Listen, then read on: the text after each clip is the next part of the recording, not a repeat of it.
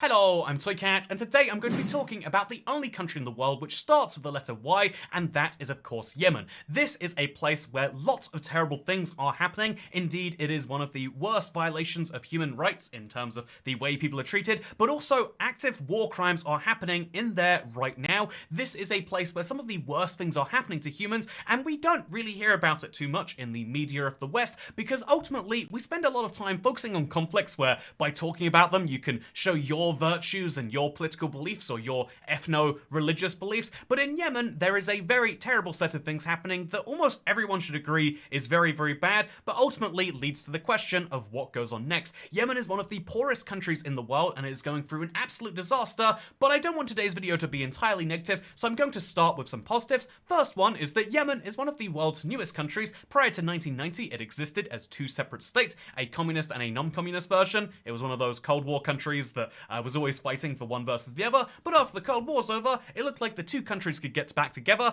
and everything was good after that point. Also, Yemen is one of the most biodiverse places because it owns this island Socotra over here. It's one of the most astounding places on the planet. I'm going to show you a random point in it right now to say, whoa, look at this place. This is a real island that it just exists in the middle, of the Arabian Sea right here. Absolutely fascinating. However, we do need to talk about the bad things in Yemen right after I mention, isn't it interesting that we had to skip straight to Y? There is no country in the world that starts with X or W, and so, just all the letters before now haven't had a country. That is very weird. Also, the fact that we're talking about Yemen with a fairly small population tells you that the second half of the alphabet really has a lot fewer countries than the first half. There are so many A countries in the world, so many B countries, and that kind of skips down by the time we get to Y. Anyway, let's talk about Yemen, and we have to start, as always on this channel with this series, with the borders of the country. And thankfully, like the rest of the Middle East, the borders are made incredibly easy because Oman and Yemen actually share a border that is a perfectly delimited straight line with only one tiny exception, which they did just so that this town could exist on the Omani side. Wow, that is incredibly easy. An entire border can be immediately explained as, yep, when they were working out where the border should be, they drew a line, they realized the line slightly went in someone's town, and they said, okay, let's fix that, and that is literally 100% off it. With the case of the Yemen-Saudi Arabia border, obviously there was a little bit more going on there, and as you can see, it actually has some active population on the west side, but the more important thing to say rather than the physical geometry of the border, which still very much is in a desert, this is the Arabian Peninsula, you're not going to find a huge amount of crop-growing land here, or indeed land that goes drastically cold in the winter. You're not getting any skiing done over here, but what you are getting done here, sadly, is I think, to put it bluntly, probable war crimes. So hundreds of migrants are killed at the border. A lot of people are fleeing the conflict in Yemen right now, which sees the country divided into roughly 4 zones of control. And so one of the things that causes is people desperately wanting to get out. When you look at the migrant numbers later, notice how many people have left the country, become immigrants to just go anywhere else in the region that is safe. And so a lot of these people are going into Saudi Arabia, the logical choice for many who live in the populated west of the country. And so what is Saudi Arabia doing to discourage that? I don't know that this is the most logical way, but they shoot lots of them, or indeed have shot lots of them. This is a absolutely tragic thing to hear about. The number of migrants coming through Yemen and into Saudi Arabia, and the fact that they are being killed en masse is not good. Saudi Arabia says they haven't done it, I think it's fair to say, and I think when people talk about this topic, they beat the dead horse of Saudi Arabia bad a lot, and I'm not here to just be like, when I try to talk about geopolitics, I try not to just say, yeah, well, there's good countries and there's bad countries, but in the case of killing people at your border, if this has happened, which it looks like it has, that is both bad morally, that is not very good, like in terms of, the people involved, and that is a war crime by many definitions. Or, just international human rights violation, I guess, because if you ignore the war crime part, it's still pretty bad to do to people. And so, yeah, that is the important thing that defines the Yemen-Saudi border. Saudi Arabia has a very strong hand, a very strong stake in the Yemeni conflict, because in the same way that the country was previously divided for a proxy war between communism and capitalism, capitalism. Nowadays, Yemen is divided in a proxy war between basically Sunni and Shia, the regional breakdown. But basically, Saudi Arabia and Iran are the two big players in the Middle East. And you might think, if you are seeing the Middle East from an outside angle, that like, yeah, they're all vaguely, they're all Middle Easterners and they're all of the same religion. They must all get along. But like anyone else, when you live together too closely, it tends to be you hate each other for the smaller differences. And Iran and Saudi Arabia are involved in all sorts of conflict wars, all sorts of proxy wars, and proxy conflicts. And so that leads to situations like where genuinely, despite you might thinking that like, well, Israel is kind of like an Arab versus a Jew thing, actually, maybe there's a side that takes the sides of the Jews if it means that they can be against, the bad Arabs. There are some very, very fascinating things going on with this particular part of the world, and one of those is that Yemen is a big source of conflict that both sides really want to win. And so if you look at this map right here, it's very, very messy, but it breaks down the country into 4 areas. There is a government that had control over the country until rebel fighting started to begin.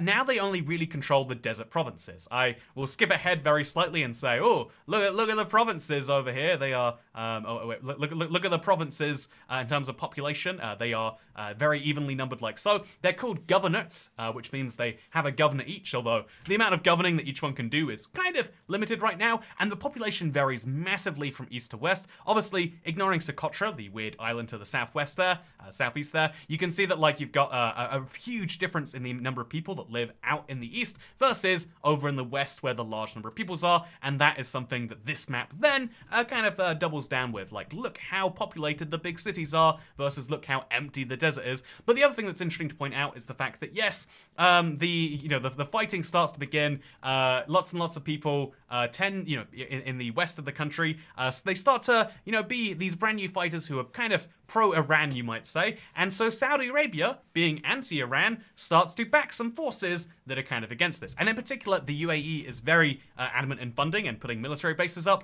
for the Southern Transitional Council. They are trying to basically be the opposite. No. We want to have, if there's going to be a new government in Saudi Arabia, a new government in Yemen, it should be pro-Saudi Arabia, or at the very least, pro-Gulf Council. It should cooperate with us, not with the bad guys in Iran, because that is how the whole thing works down here. And then there is a third set of people here, the joint forces, who are kind of, they're on the same side, but they'd be down with a government. You get a lot of fighting that happens here, and because of the fact that basically every country in the region has a stake, you get all sorts of, again, I only learned about the idea of double tap bombing, where you bomb a country, bad, but, if it's a war zone, it's like, we accept that you can bomb people if they're not civilians.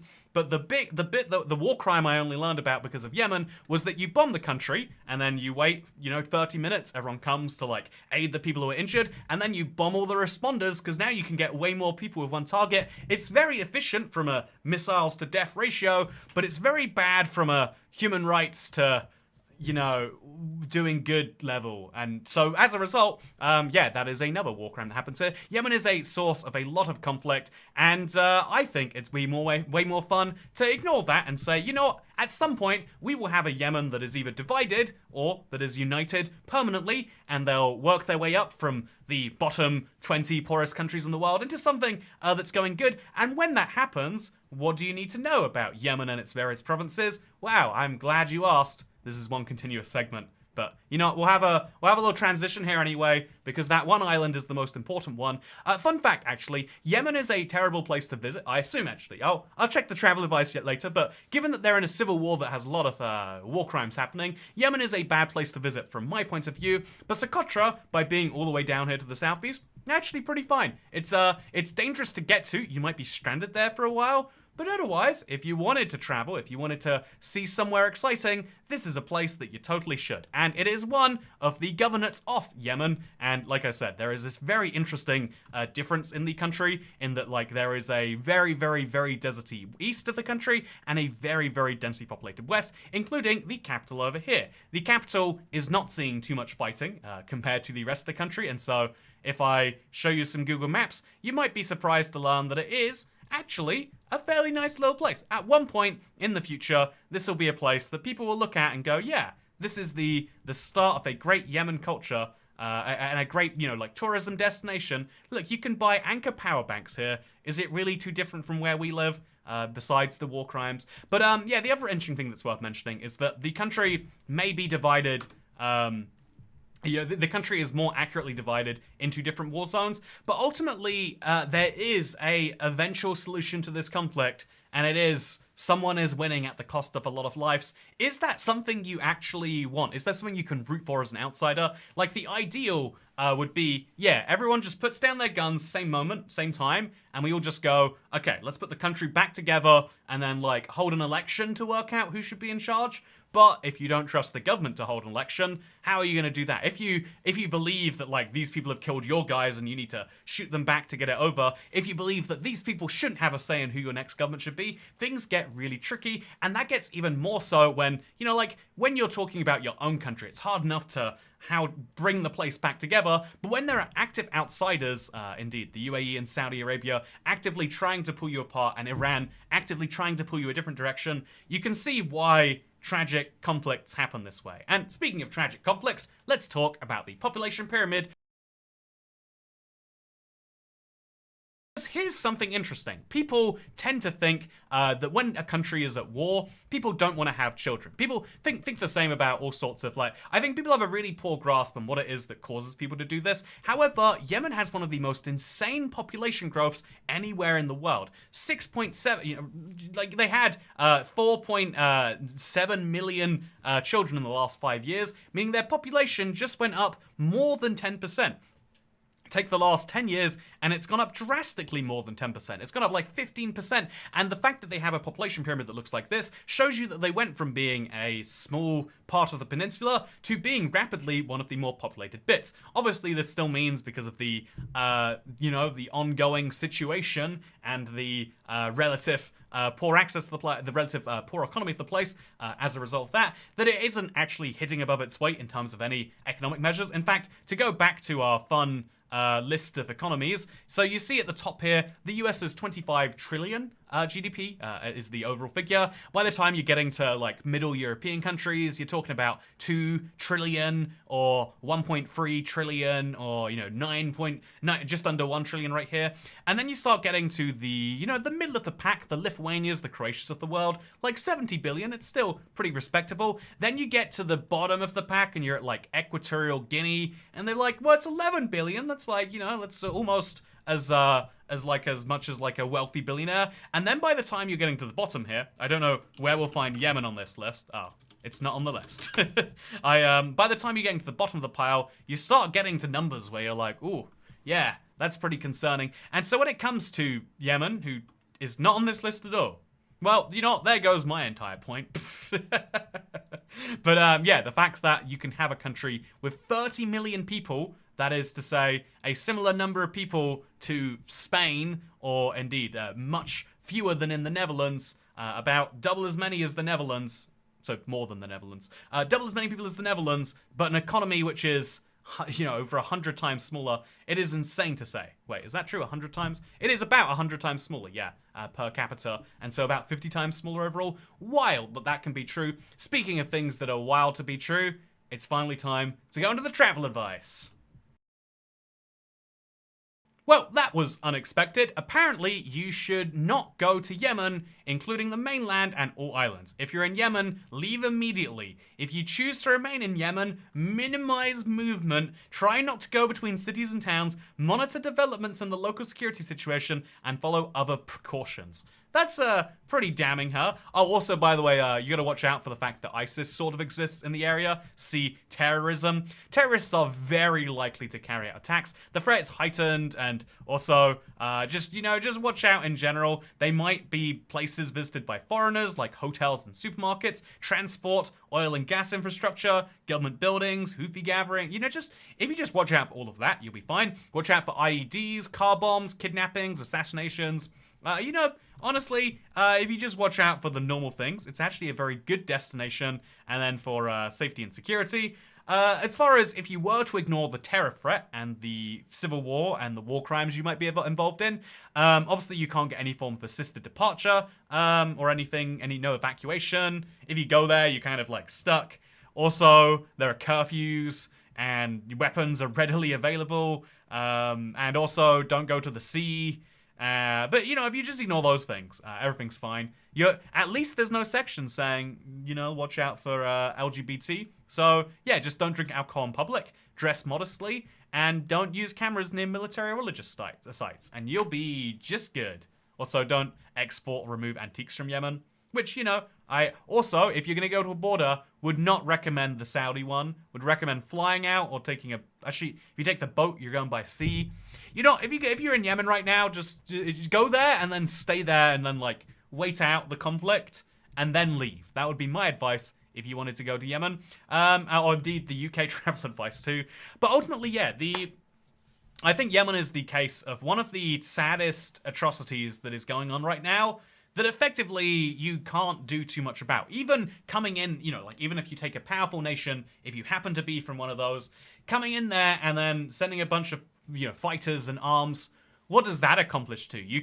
The only way out seems to be that lots of people, even the best way out, right? The most hopeful solution is maybe a lot of people die quickly. And that's the tragic thing about war. I am very rarely trying to take big sides in international conflicts because ultimately I think it's more interesting to see why people are doing what they're doing than to take a side. But I think the one thing that we should all be on the side of is the fewest people should die unnecessarily. And in Yemen, even though there might be valid reasons to have been against the government in 2013, the fact that you have a war crime page that goes this far down, it's almost as long as the page for ethnic slurs. Over all of human history, we've worked out this many negative things to call each other, and in just 10 years of the Civil War, they've worked out this many ways to violate each other's human rights. When you have to sort it by year, it's a bad time.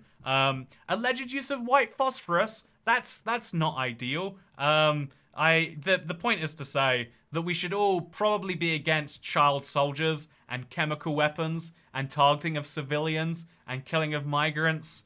And I don't know the solution that gets you there. I don't even think anyone can claim they have a solution that gets you there. If you concede defeat, you are still allowing, even if you, whatever you think the worst outcome is, you're still allowing that to happen even in a post-war world, and that is the tragic thing. The one thing I can say positively is there are no disputed borders in Yemen.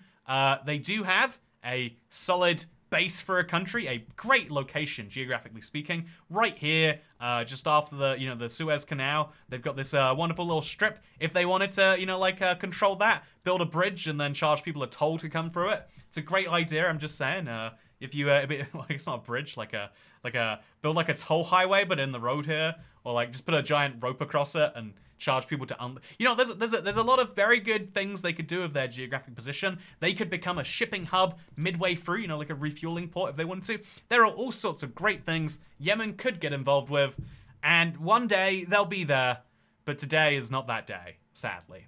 Actually, I want to fact check that. What is their rank on economy? It is 109th in the world. That is crazy to see. Their economy is the size of Macau, a territory with a population of 600,000.